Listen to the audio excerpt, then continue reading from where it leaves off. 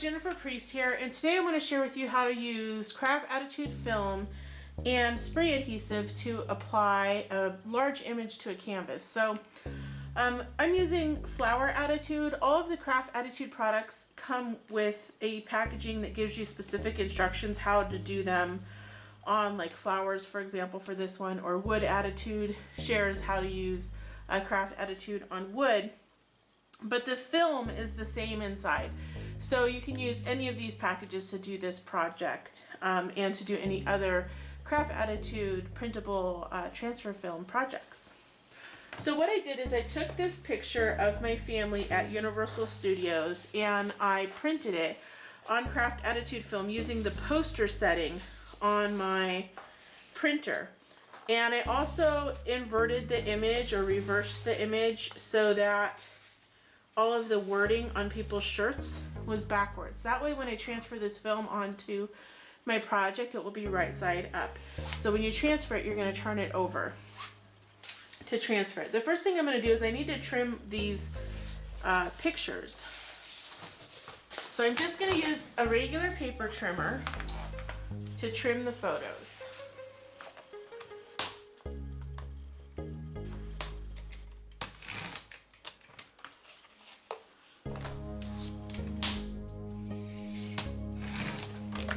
Now that I've cut all of my images and trimmed them, I'm going to use some spray adhesive on them.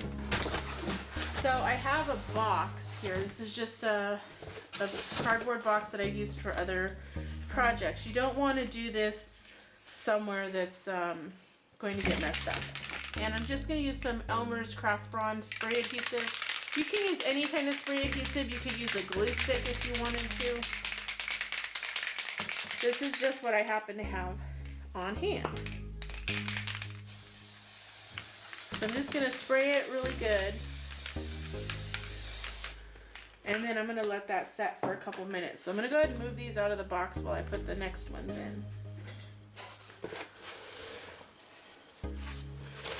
And you also want to use spray adhesive in a well-ventilated area because it does have like an aerosol. It's like spray paint.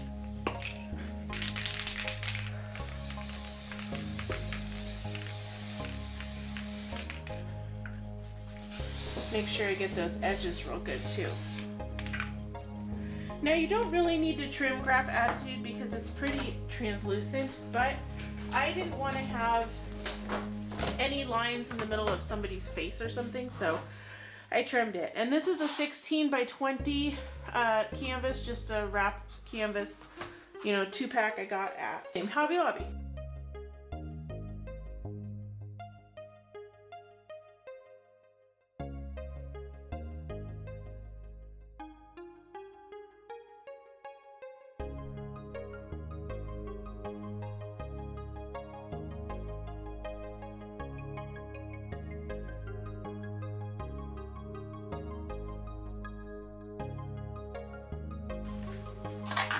And I'm just going to turn this over and press on this side of the canvas.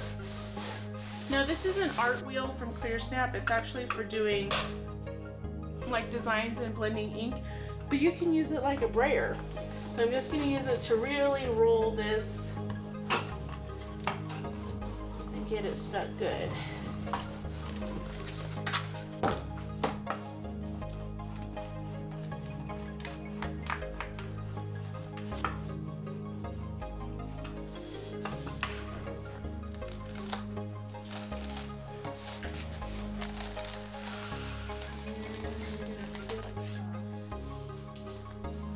Again, I'm going to just really smooth it out onto my canvas.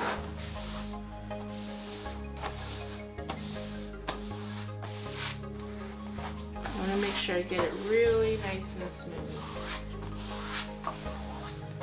And now I'm going to do the same thing with the portion of the photo that goes underneath that. I'm going to match it up.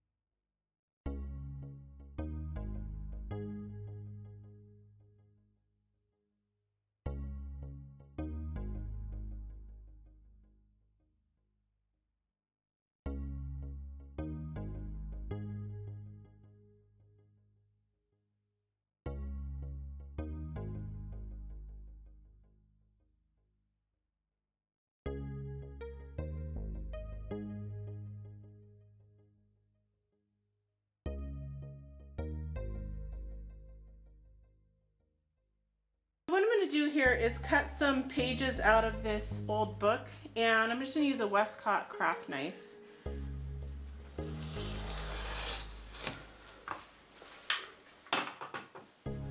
And that just really easily will cut through all the pages. I didn't cut all the way to the top. And then what you can do with these old book pages, and this is like a very brittle old book, so it's not good really for decoupage or some other types of crafty mixed media things that you would do with it, because it's just too brittle. What I'm going to do with this is I'm going to take some ice resin and mix it, and this is the 2 parts of ice resin, the hardener and the actual resin itself, and I'm going to mix them in this cup. But before I do that, I'm going to take just a regular household sponge. I get these at like the 99-cent store, and I'm going to cut it into some little sections. I only need 1 section for this project, and I'm going to go get that wet with some tap water. Now it's just damp, it's not like sopping wet, because you don't need it super wet. And I have some gloves here. Again, these are from the dollar store. It's your basic like cleaning gloves, or medical type of gloves. And the reason that you want to use these is because you don't want to get ice resin on your skin. You can get it off, but it's just like, why bother getting all messy if you don't have to, because it's kind of sticky. So I'm going to mix my ice resin up, and actually before I do that, I'm going to go ahead and start laying out my book pages. So I just have a non-stick craft mat here. This is a mixed media craft mat. I forget the company that makes it, but it is not the one from Ranger. That one is really small. I think I'm going to do more than 6. So this is, if you're going to do this, I recommend doing it with like your leftover resin from, pouring bezels or something like that. But you can do it, like I'm doing it now, just making resin specifically for doing these book pages. Now you can also do this with trash bags too. So what we want to do is mix equal parts of the resin and the hardener in this little cup. And these come in the ice resin kits, and they have little measurements. Just make, if you're going to measure 4 of the hardener, measure 4 of the resin.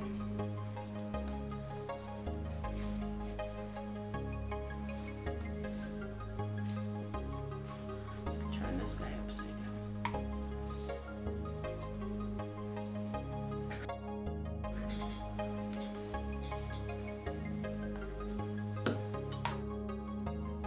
Now I'm going to add the same amount of my hardener. And I'm just going to use a popsicle stick to mix that together. So you mix it slowly. You don't want to be whipping it, because when you whip it, it makes bubbles. So I'm just stirring it. And it's cloudy at first. You know that it's mixed once it starts to get clear.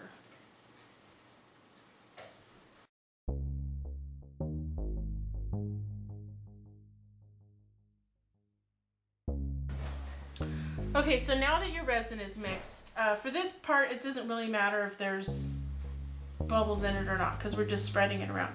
You're going to put your resin onto your paper, and you can use the popsicle stick or you can pour it. And you're going to take your damp sponge and just wipe the resin over all of the paper.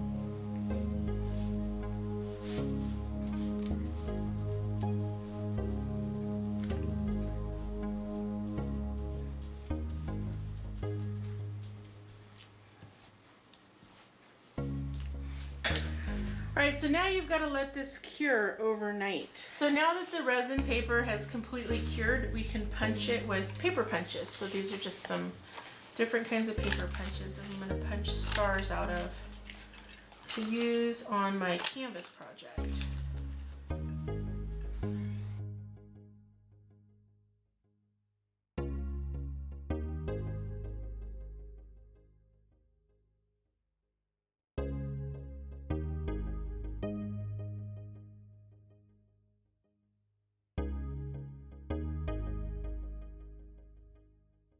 So I have this blending tool from Clearsnap that I'm going to use to apply like metallic glaze paint stuff.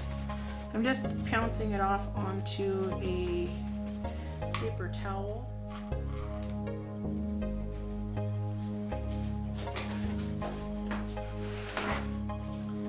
And then I have another paper towel to kind of rub it off of.